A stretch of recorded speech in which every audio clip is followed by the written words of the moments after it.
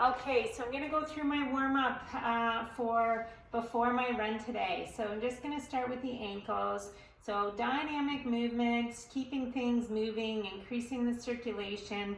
Now just press the toe down and then rotate ankle out, ankle in. So we generally, ankles are moving front and back as we're running, but it's those unexpected side to side movements that can be a problem here. So just point and flex that foot down, good, and then toe down, rotate in, and then out. So just trying to get some mobility in that side ankle movements.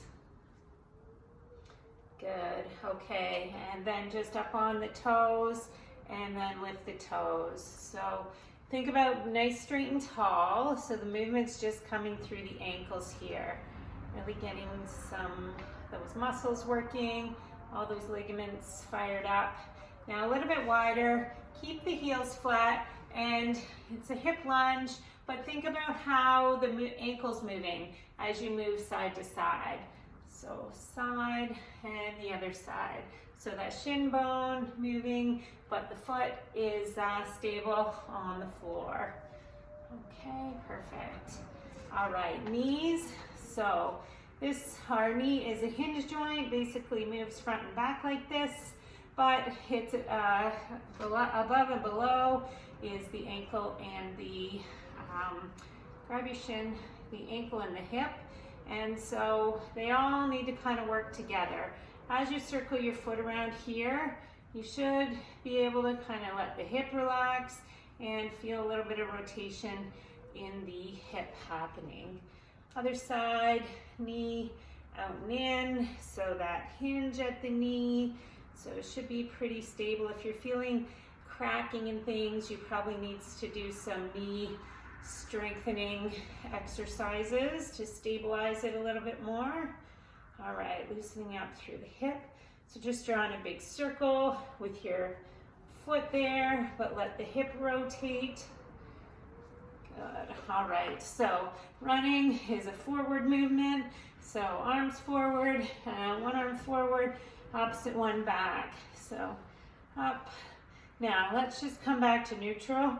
Roll the shoulder blades back and down, and then keeping the shoulder blades down, and try not to move the middle. Just rotate through the shoulders. Okay, now a little half squat, and then faster with the arms. So warming up through the upper body here. Good job. Now check your head, ears right over your shoulders so you don't have any turkey neck happening. If your head's out of alignment when you're running, you can cause a lot of stress for yourself. So you want to keep your head up, try and look straight ahead, hips here. So just rotate pelvis, tilt forward and back a couple times here, and then back to the neutral, nice and straight here. Little crouch. So with the shoulders back and down, you should feel tall and long through the front. And as you crouch there, you feel your glutes kicking in there. All right, so just bringing your feet a little bit narrower, knee up, and tap back. So as this knee drives up, squeeze the glute of that base leg. Up, back, up. Okay, and then just add a little knee bend as you go back and step down and into a little bit of a hip flexor stretch there. Up. So add the arms here, up, and we're gonna add a little hop, get a little bit of power working there, and really get some blood flow into those thighs and your glutes. Okay, good job, other side. So knee up, tap back. So pay attention to your body position here. Everything should be stable, okay, and not too much twisting. Good, now tap down and into a little reverse lunge stretch there. Good. And then remember, as you stand up here, stabilize with that glute.